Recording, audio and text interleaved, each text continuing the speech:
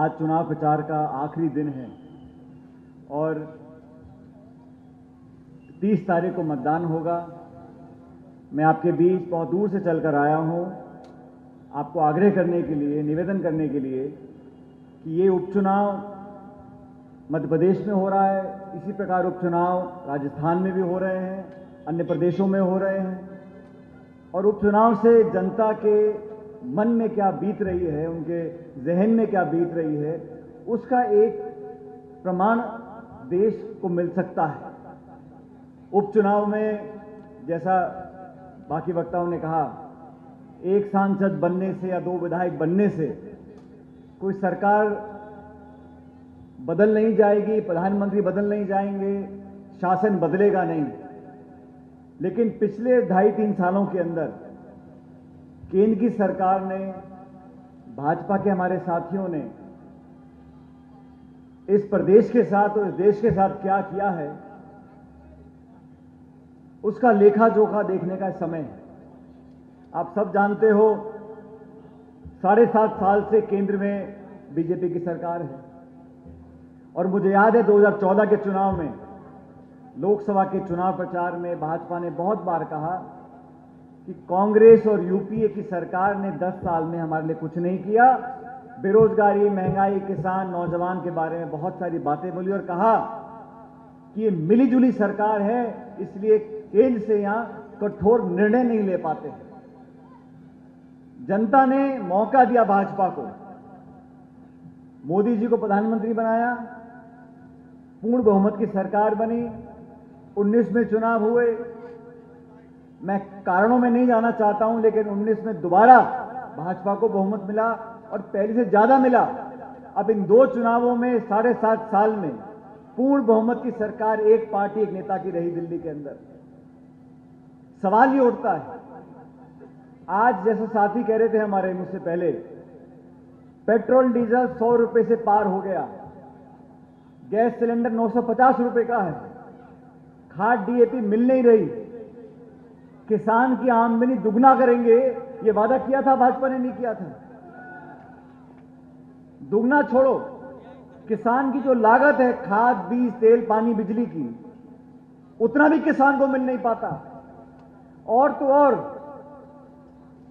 आमदनी दुगनी करने की बात करने वाले लोगों ने ऐसे कानून बना दिए, ये 3 कृषि के काले कानून बने जिनमें कहा जा रहा है कि मंडी समाप्त हो जाएगी, समर्थन मूल्य पर खरीद नहीं होगी।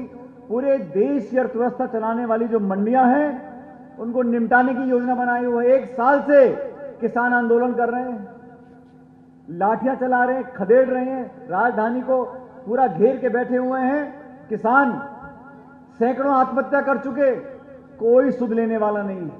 मैंने पहली बार देखा है, आंदोलन चल रहा है, हर सरकार लोकतांत्रिक व्यवस्था में अपने मतदाताओं की, जनता की आवाज को सुनते हैं।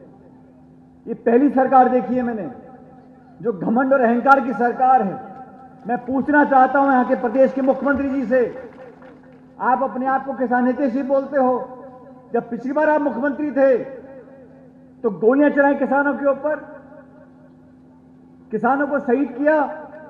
आज दोबारा आप मुख्यमंत्री बने हो, आप बताइए जनता को ये 3 कृषि कानून आपने क्यों बनाए हैं? किस किसान से आपने वार्ता किया? किन पूंजीपतियों को मदद करने के लिए कानून बनाए जा रहे हैं? आपने देश की संपत्ति का निजीकरण कर दिया, हवाई अड्डा, रेलवे, सड़क, बांध, सब आप निजी हाथों में देना चाहते हो। महंगाई आप रोक नहीं पा रहे। कोरोना काल में लाखों करोड़ों लोग बिलख रहे थे, पूरे देश में ऑक्सीजन के सिलेंडर नहीं मिल रहे थे, अस्पताल की हालत चरमरा गई थी। आपने कहा 250 रुपए का, 500 रुपए का सुई लगेगी वैक्सीन की। जब लोगों ने मना किया तब जाके आपने कहा चलो मुफ्त में लगेगी। आपने एक बहुत बड़ा एहसान कर दिया। इस 70 साल में सारे टीके मुफ्त लगते थे। कभी सुना आपने पंडित नेहरू को, इंदिरा गांधी को बोलते हुए कि मैं आपको मुफ्त का टीका दे रही हूं? केंद्र की सरकार हमेशा मुफ्त टीका देती थी। इन्होंने कहा हमने बहुत बड़ा उपकार आप पर किया है। अरे जेब पे डाका डाल रहे हो, पेट्रोल डीजल देसी घी से महंगा हो गया, गैस का सिलेंडर ब्लैक में नहीं मिलता, खाद लेने जाते हो तो लाठी पड़ती है, बेरोजगारी फैल गई। थोड़ा मोड़ा जो ग्रामीण क्षेत्र में लोगों की जेब में पैसा आ रहा है तो नरेगा की योजना से आ रहा है। और नरेगा की योजना किसने बनाई थी?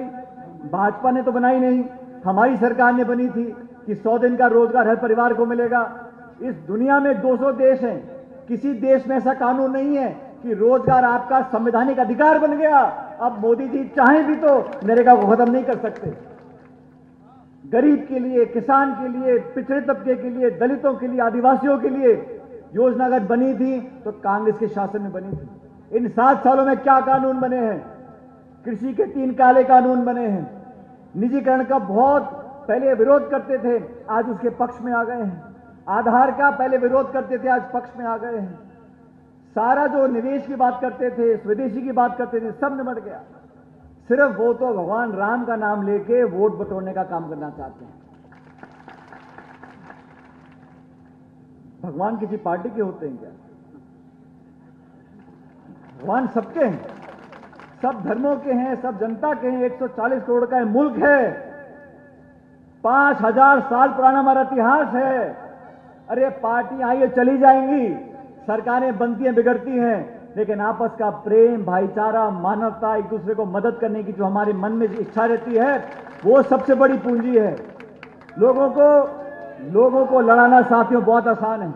लोगों में झगड़ा कराना, बिरादरी के नाम पर, जाति के नाम पर, धर्म के नाम पर, गोत्रों के नाम पर झगड़ा कराना 1 मिनट का काम है।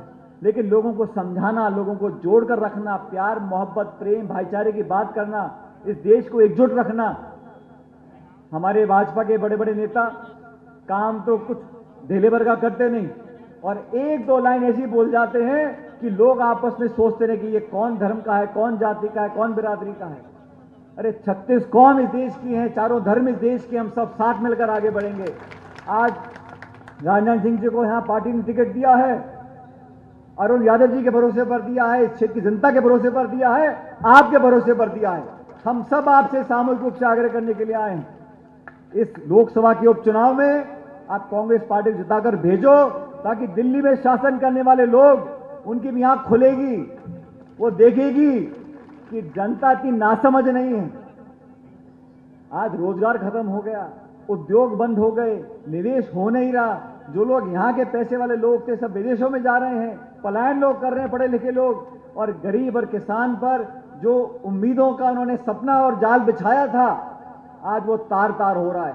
इसलिए लोगों को सचेत करने के लिए ये कुंभकर्ण की नींद जो सो रहे हैं बैठे बैठे लोग भोपाल दिल्ली में, इनको बताना पड़ेगा कि आप जनता के लिए काम करो। लचीले भाषण से काम नहीं चलेगा, नारों से काम नहीं चलेगा, झूठे वादों से काम नहीं चलेगा। जनता के प्रति आपके सच में मन में दर्द है तो जनता से संवाद करो, ये कृषि कानून वापस करो, इस क्षेत्र की जनता को यहाँ पर बांध का पानी पिलाओ, नहर का पानी पिले, सिंचाई हो, तब इस क्षेत्र का विकास होगा।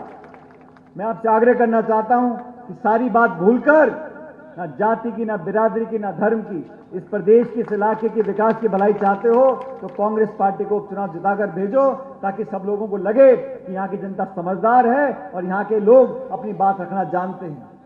हमें आगे सभाओं में जाना है साथियों, लेकिन जब भी इस क्षेत्र में 8-10 साल पहले मैं एक बार आया था, आप लोगों से जब भी मध्य प्रदेश आने का मौका मिलता है, असीम प्रेम और स्नेह और आशीर्वाद मुझे जनता का मिलता है, और आप ही का आशीर्वाद है कि हमारे हाथों में इतनी ताकत है, हमारी जबान में इतनी ताकत है।